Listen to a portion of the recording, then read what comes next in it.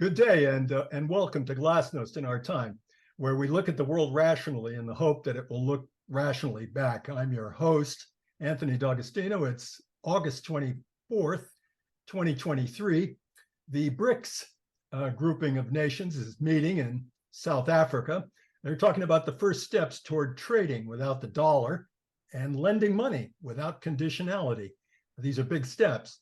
They're asking themselves whether it's possible economically, and perhaps they should also be asking whether it's possible politically. Yevgeny Prigozhin, who mounted an unsuccessful putsch in Russia a few months ago, has apparently been killed in a plane crash. What does this mean for the Wagner mercenary army, active in Belarus, but also active in Africa? The war in Ukraine is in a stalemate. There are no big actions, nor even massing of troops for potential big actions. The only way Ukraine apparently can continue the war is to escalate with long-range missile and drone attacks. Missile strikes against Russia are likely to result in Russian attacks against the NATO countries who supply the weapons. The world is on the path, in short, to World War III. But we insist on talking about the world as if it were rational. So we continue our discussion of sensible ideas alternative to the most aggressive and extremist ideas that are currently leading the way, such as neoliberalism and related ideas. Last time we talked about a Marxist historian, Isaac Deutscher. Today, let's talk about social democracy with Nathan Robinson. He's the editor of Current Affairs, a glossy and cheerful magazine. Tries to make us all forget about the New Yorker, Harper's, and the Atlantic Monthly, as well as Time and Life, and who knows what else. Nathan Robinson has also written a dozen or so books and pamphlets on Bill Clinton, on Donald Trump, as well as memoirs and polemics. His latest book is called Response to the Right, Replies to Conservative Arguments, published this year. We're hoping that our discussion with Nathan can give us an idea of what is meant these days by socialism and social democracy. So welcome to Glasnost, Nathan Robinson. Hey, nice to be with you. So before I ask you about current affairs and problems of running a socialist magazine, let me ask you what pronouns you what adjectives you prefer. Social democracy, do you like to call yourself a social democrat, a democratic socialist, a socialist? Do you have a preference? I will accept any of those. I mean, I really do think that a lot of the people who call themselves socialists in the contemporary United States accept most of those. So yeah, I mean, obviously I wrote a book called Why You Should Be a Socialist. So I use the word socialism in Current Affairs a fair amount. But if you wanted to describe me as a social democrat, I wouldn't reject that. I think that there's a lot of overlap between those the things denoted by those various terms. Do you think there's a meaningful distinction to be made then? You know, sounds like the answer is no, you don't. There is some kind of meaningful distinction, I think, because I would say, or perhaps you could say that a lot of socialists are social democrats, but there's a significant number of social democrats who wouldn't consider themselves socialists. And usually the distinction there is something about the level of redistribution of ownership that you believe in. Usually the people who call themselves, who embrace the term socialist, believe in, what is often referred to as the means of production, but they believe in some kind of worker control of the economy. And there are plenty of people who would call themselves social democrats who don't necessarily advocate a radically different order of the ownership of most of the economy, who believe that most of the economy can remain in private hands. There could be great even inequalities of wealth, but that there should be a robust social safety net and robust social programs to make sure that nobody falls beneath a certain floor. Who's the constituency of socialist ideas? Is it working people? Is it people in general? All Well, is it intellectuals? Well, I think the hope for all of us who embrace the term socialism is that the constituency is as large as possible. In the United States, it would be, every voting adult. If I can also, I mean, look, if I can persuade Elon Musk or Jeff Bezos. In fact, Elon Musk actually once described himself as a socialist, but I have absolutely no idea what he meant by that term. It seems to have nothing to do with what I mean by the term. But look, if he could be converted to socialism, my book is called Why You Should Be a Socialist. It's not directed towards people who are already socialists. It's directed to people who are not. And I don't specify a particular you. The you is whoever we can talk into accepting our ideas and supporting them politically. Okay, so it's open to all classes. Sure. And the fact that you say it's open to all classes, I'm sure would prompt some people. I don't think they are people who need worry as much, but I mean, there are some people who would say this is class collaborationist, that really there is no one humanity, that the world is divided into classes, that you have to side with one class against another. Yeah, you can hear. But there's no contradiction there, right? I would agree with you when you say, and I think most socialists do say, that the world is divided into classes and you side with one class or the other, that you have to, at certain points, you have to pick which side you are on because there are some fundamental conflicts.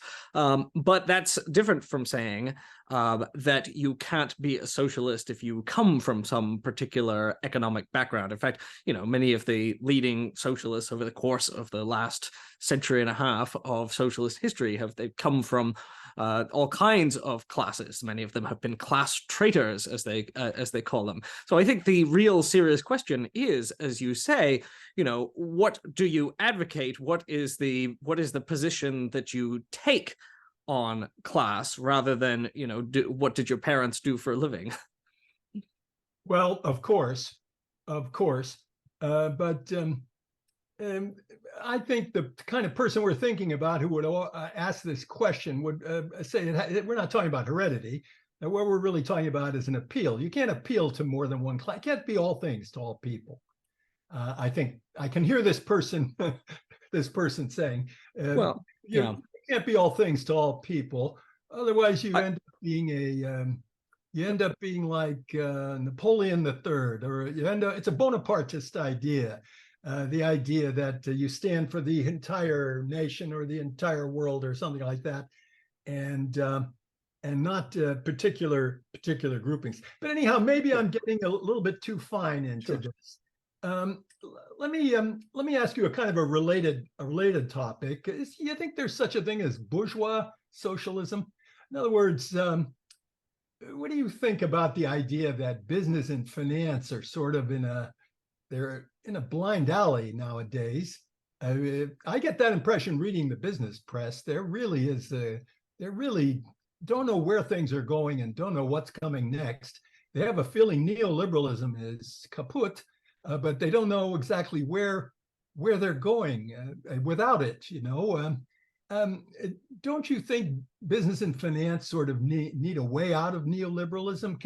Can socialism, or how to put it, social democracy, or some kind of statism, étatisme, the French would say, of the Gaullist type, can some kind of statism offer a way out?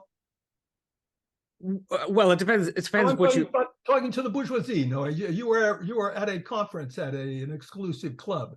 Okay.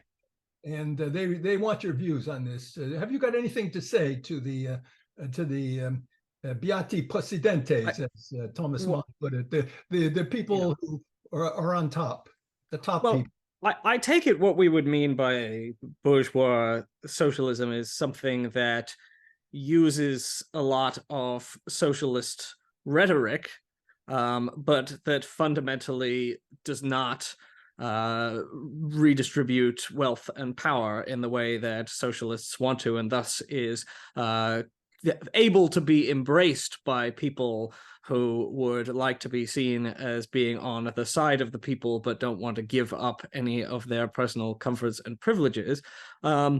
I don't think we've actually seen much of that emerge. I mean, the pitch I give is the same to everyone. As I say, I don't differentiate among the you that I'm speaking to, is that socialists believe in the same thing, and we tell every audience the same thing, which is that, if you don't have democracy in the workplace, if you don't have working people get the fruits of what they produce, then you don't have socialism.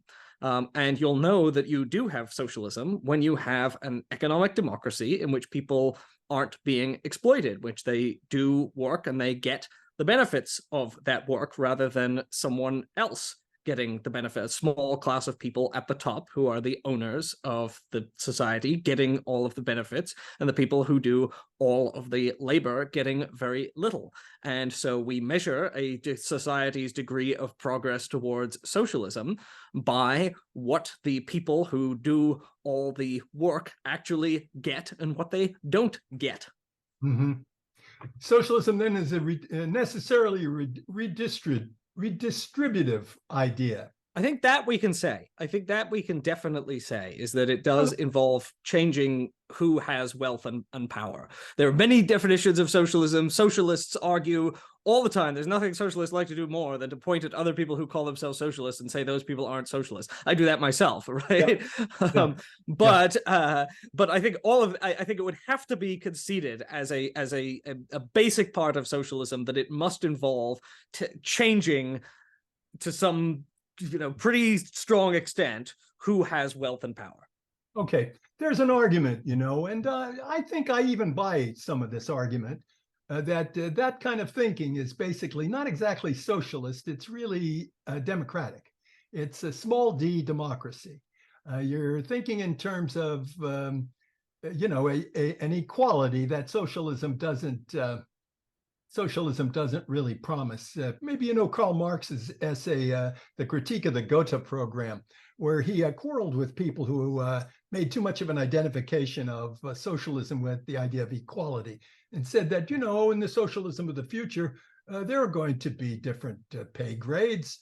There are going to be, there are going to be different skills, and there are going to be people who are going to make different salaries, have a different level of life.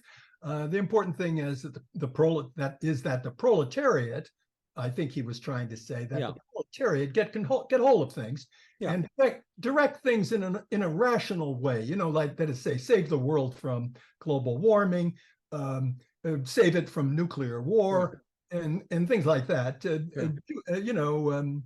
And that's really the essence of socialism, is that it's the public function, the functions of the state and all the rest of that, rather than this radical redistributive idea. What do you think of that notion? Oh, well, see, I agreed with nearly everything you said there until you said rather. Because it sounded to me like that was a different way of describing a state of affairs that would be radically. I mean, you were talking about, the seizure of control by a different set of people who would then rationally and democratically control the society, and that seems to me like it would necessarily involve, when we say redistribute, altering who gets the benefits and who makes the decisions, right? Mm-hmm. Okay, this is it's an interesting discussion, but as a matter of fact, this discussion is of this sort is not. I don't hear much of it being made these days. But in my youth, when there was a lot more talk about society and sociology and the rest of that, especially on college campuses, you heard a lot of complicated arguments of this. This. And I did my dissertation. Not the whole thing. I did it on the Russian anarchists, but there was one anarchist that particularly interested me. His name was Jan Wacław Machaïski, actually a Pole, and he made the argument that socialism is really not the. He said it's not the doctrine of the working class as Karl Marx makes out. He said social democracy is an evolution, and it only serves the white collar worker, the intellectuals, the best off people. That's what social democracy means. And that under a socialist system, he said, the workers will still have to go to work the way they always do. And their wage slavery, it consists in their lack of education. And that really, before they socialize education, they can't talk about real socialism. So he called for, I guess, a PhD for everybody or something like that. And that idea got me thinking, and I kind of went into reverse. I said the argument is against Saint-Simon and the idea that socialism is to the intellectuals. It's the rule of scientific intellect.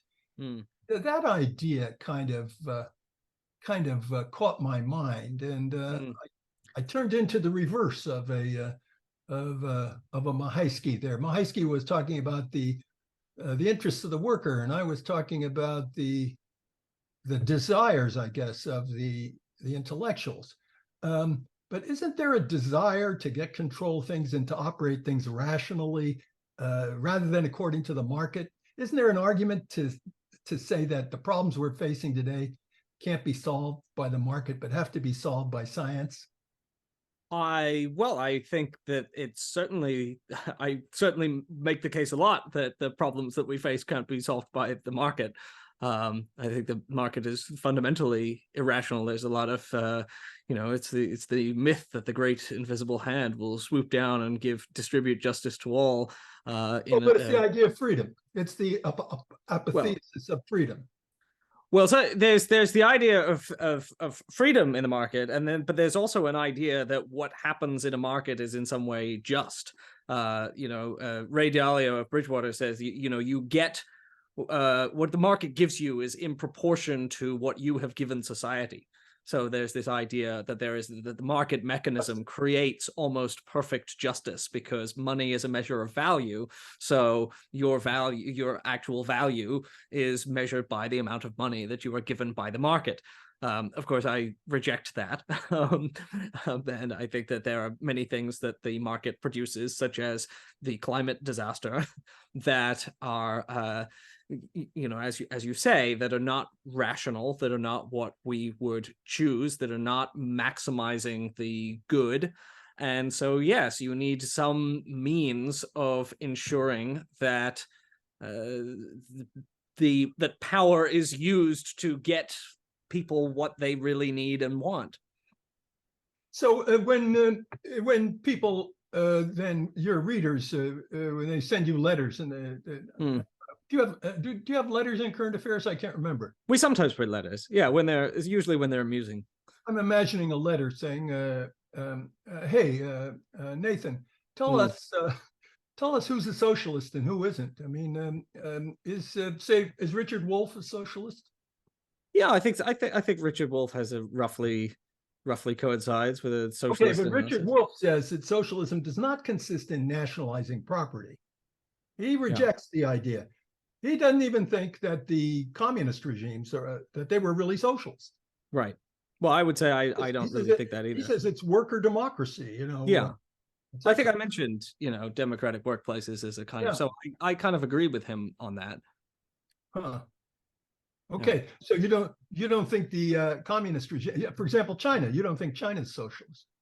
Well, again, the problem is it kind of depends on how you're choosing to define it. But I don't think you can have socialism unless there is democratic control, that is, meaningful participation by everyone in economic decision making.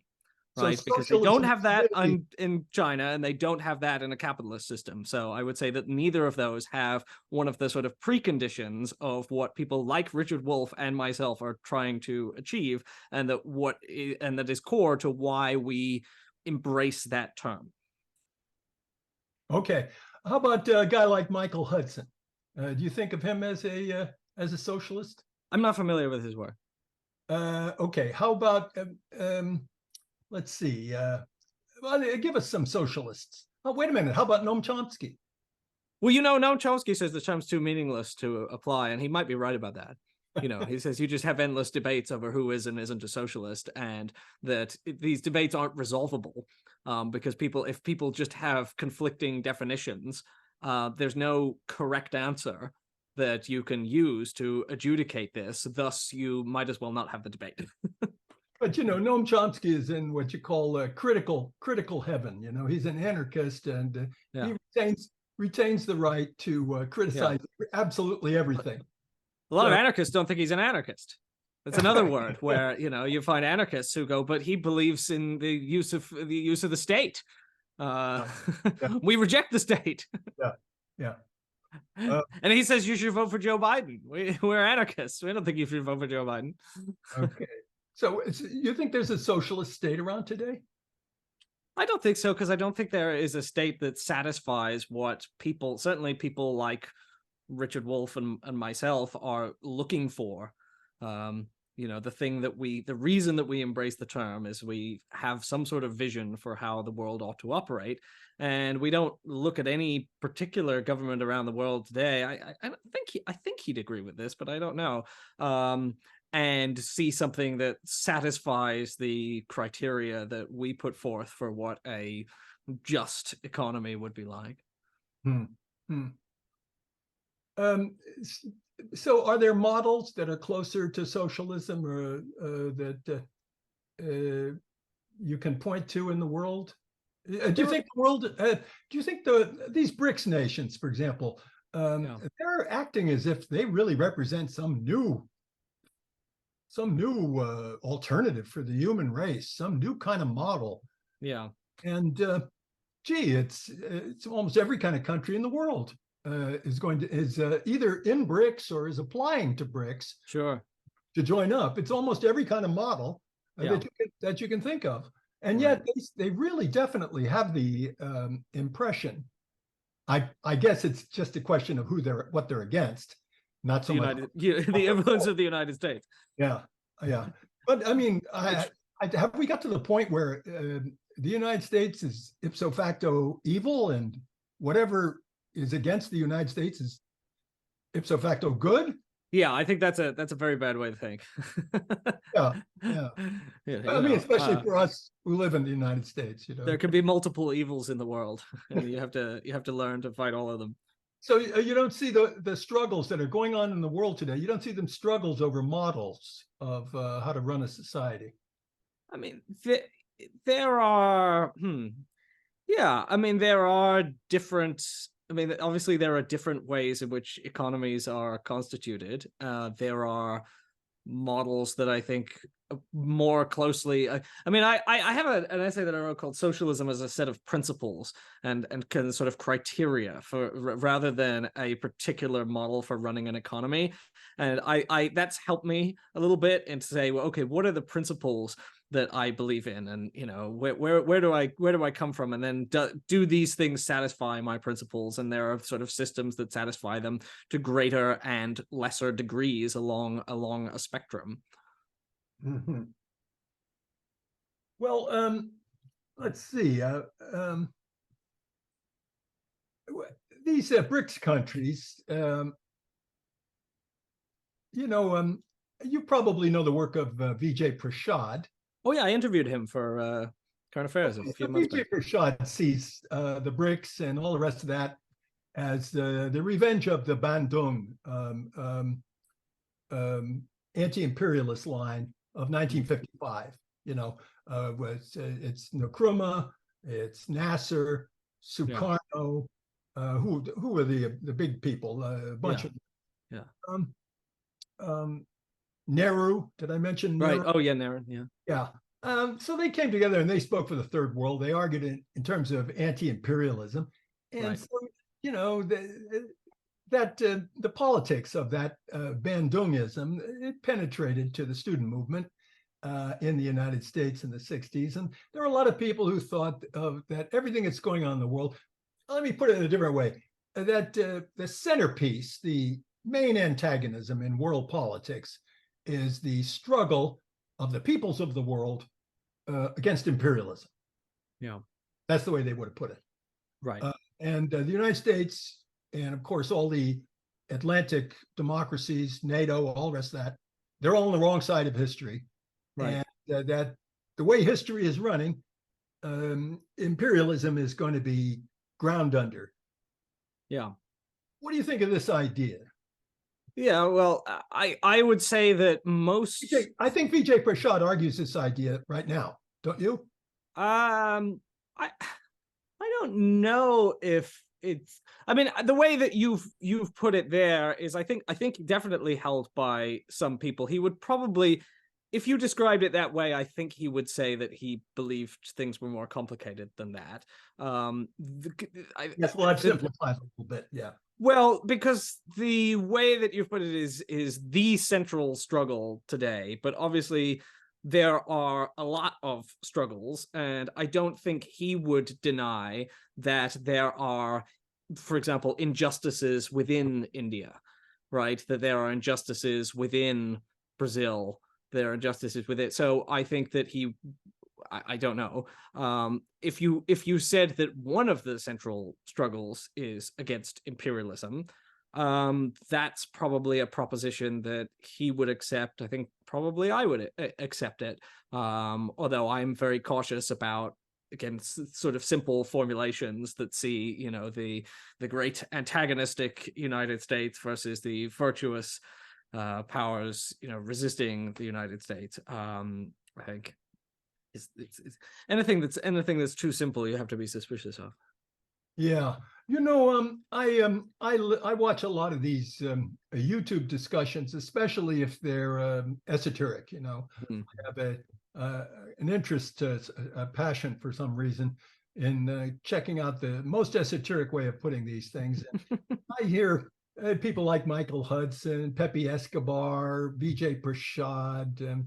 There are a number of YouTube shows, you know, that I think their line is the West is on the wrong side of history, and we need a turn. We need an eclipse of the West, you know, and we need for the rest of the world to get into the driver's seat, and for the West to retire gracefully. Well, no, how to retire somehow. Do you see this thing as socialism isn't the decline of the West, is it? No, obviously, because you could have, I mean, you could have monarchies that take the place of Western influence, and that wouldn't satisfy the criteria and principles that socialists are looking for from the world. So you got to be very careful. I think this has often been a kind of pitfall on the left as they look at the world, is that you assume that because someone is in the right on a particular issue, not on the right, I mean in the right, on a particular issue, say vis-a-vis the United States, that you have to defend them and overlook any of their serious flaws. So you do get people on the left sometimes rationalizing dictatorships. Obviously, I've actually just been reading old issues of the New Masses, the communist magazine from the 1930s and 40s, and you know, they really did lapse frequently into defending whatever Stalin did, because they were convinced that, you know, the world was lapsing. They weren't lapsing. They weren't lapsing, right? But that I would say that they, you know, they often seem like people who are sincere, in a sincere and principled way, committed to equality, but they have found themselves defending a hideous dictatorship. And you have to ask, you know, why does that happen? And one of the reasons it does happen is because of this kind of binary thinking that says, well, if person A is, or party A is wrong, and party B is pointing out that party A is wrong, then party B is right. But what does it mean? And so you have to say, well, they're right on this, they're not right on this. I think it's very important for socialists, again, to have a consistent set of criteria, so that we say, okay, well, if Western power declines, it's not justice for other authoritarian powers to rise. That doesn't create justice if they don't have internal democracy. We have to have democracy everywhere. That's what we're looking for. You know, I run into the argument nowadays that Marxists. Well, they don't say socialists as a rule, but they say Marxists. I hear this on AM radio all the time. Mm. Marxists, and especially something called woke Yeah. are in charge of everything. Yeah, so apparently. Taking over academia. Yes, you thought America was capitalist, but actually it's run by Marxists. Yeah, yeah. Yeah. Think of that. I think that's nuts. Kind of. I mean, they just have a peculiar definition of Marxism that has very little to do with what people who self-describe as Marxists think Marxism is. So if you self-describe as a Marxist, you have a very particular set of views. You sometimes, I mean, you accept to a greater or lesser extent things Marx believed. You know, obviously he believed many things, so it's not always clear, you know, by saying you're a Marxist what you're for and against. But I think it is true that a lot of people who are described by the right as Marxists, I mean, this has been true for a long time, right? In the 1950s, a lot of people were described as communists who had very little sympathy with or anything to do with communism. So the conservative right thought Barack Obama was a socialist. So they just fling these labels really without making the distinctions that those of us on the left and those of us who are falsely accused of being Marxists would make. They would say they're not Marxists. We would say they're not Marxists. Yeah, you know, it's an epithet. You know, Hitler, when he talked about Marxism, he needed a term. He was against the communists. He wanted to put them all in jail. But he also, the main thing for him was not the communists, it was the social democrats. They're the people who ran the trade unions. So he wanted to put them in jail right away, put them in camps first few months that he was in power. And at his rallies, he used to say, we've made this great victory over, he couldn't say communism over socialism, but he wanted to say both. And he said Marxism. Yeah. So Marxism served him Yeah. as a large umbrella term to cover socialist, communists, you know. Right. I think it also meant Catholic trade union leaders too. That's right. Yeah. People who never read a page of Marx get called Marxists. So the idea of using woke Marxism as a kind of a epithet. It's catchy though.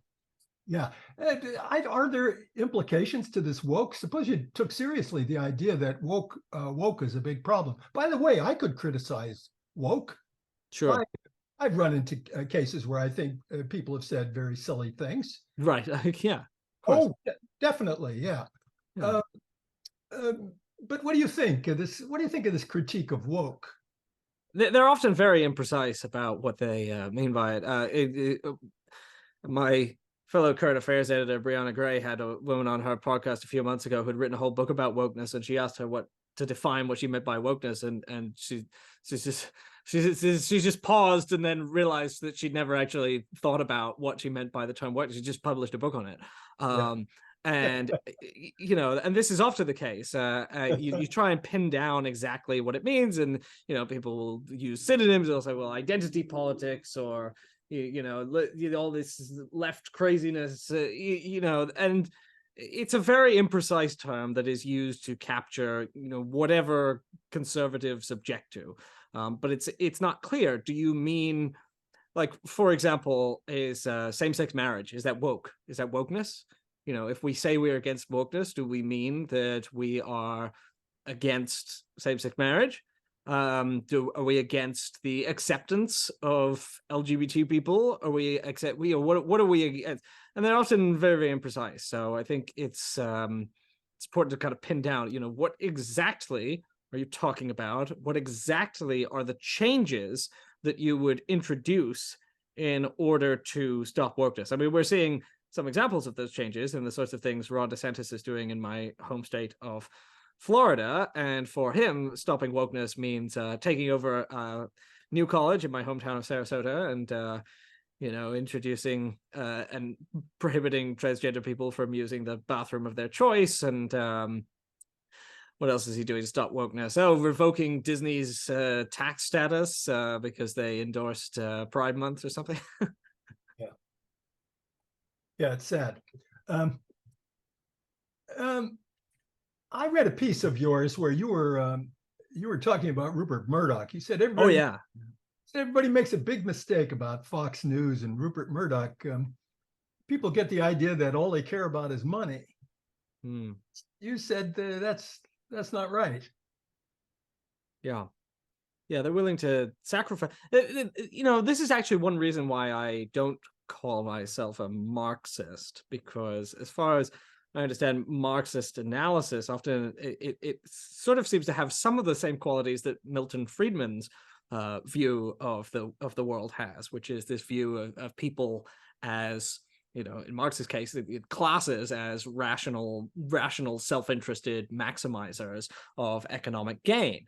But the world is much more complicated than that in some interesting ways, and things like pride and ego are pretty important, to the point where someone like Rupert Murdoch will sacrifice a lot of money out of motivations of personal pique, or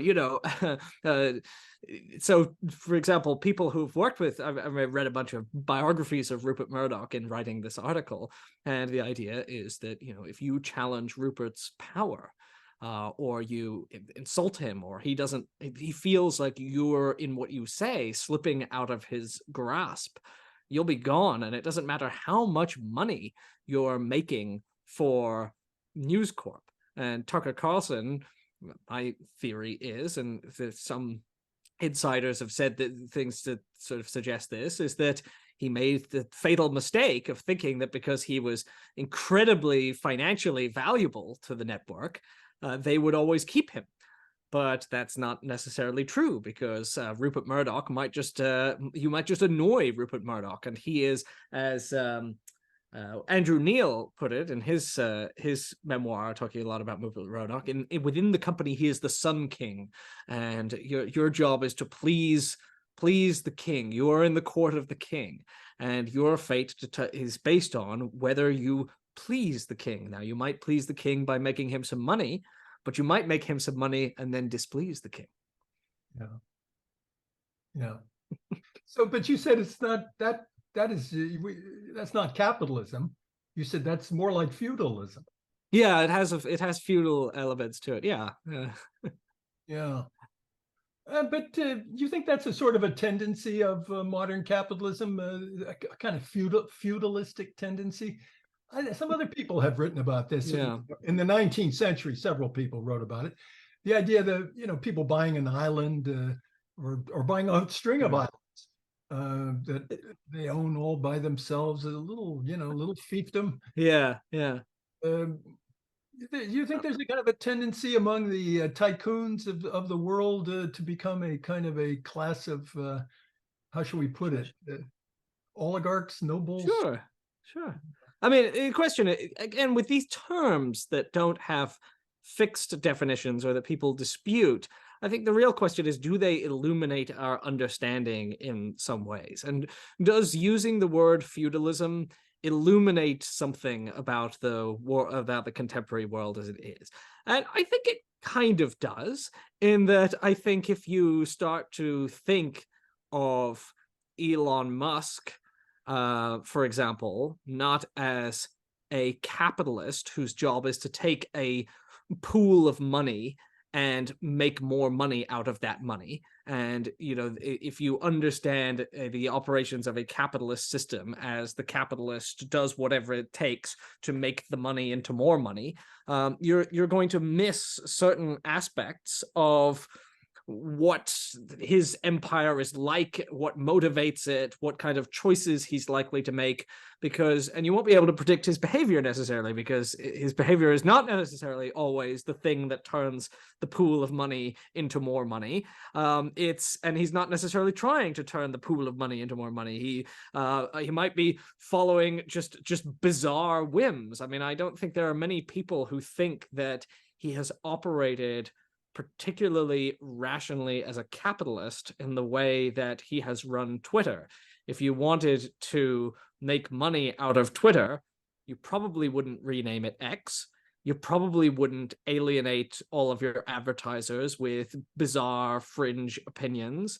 You probably wouldn't irritate a huge number of your users and cause them to want to flee to other platforms.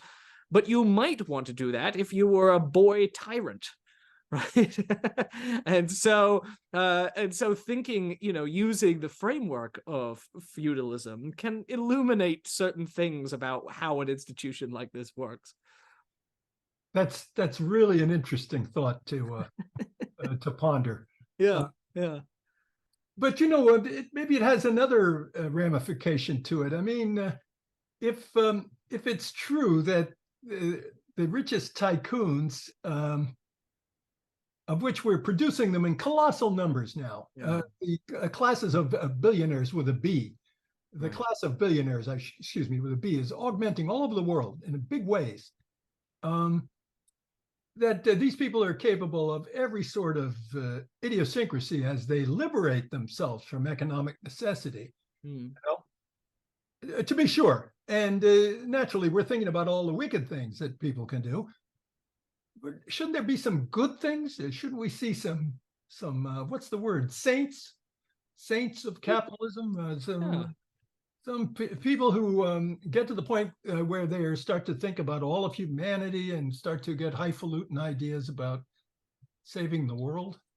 We see one or two of those. I mean, we see, for example, the Mackenzie Scott, the former Mrs. Bezos, who has dedicated herself post-divorce to doing good work. I think she's funded a lot of good initiatives.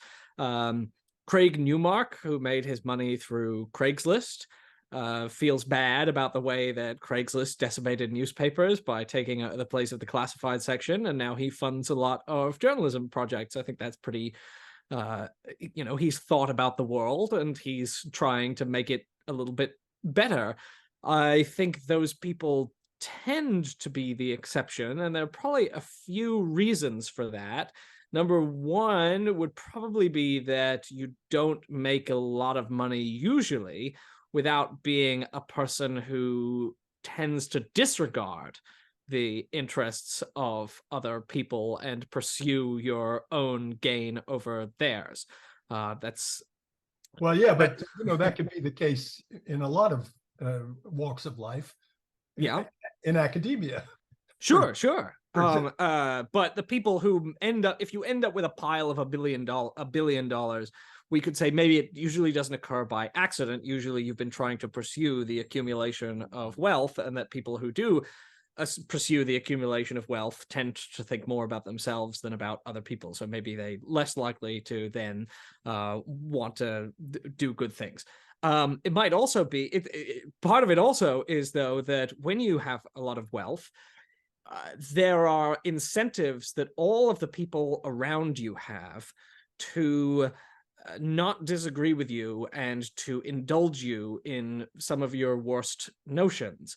And so even the ones who want to help or change the world don't have a very good way of figuring out whether their ideas are good ideas, because everyone around them, wants to be in their favor, and so has an instinct to be a flatterer. And so you see for example, the effective altruist movement, which often attracts these quite rich people to do good in the world.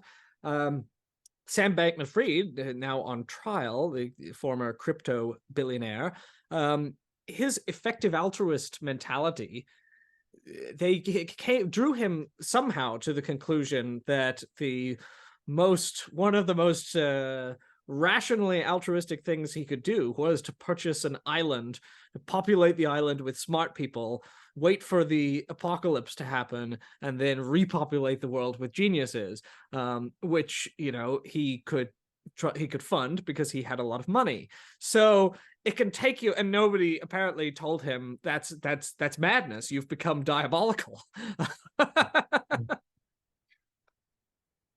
Indeed.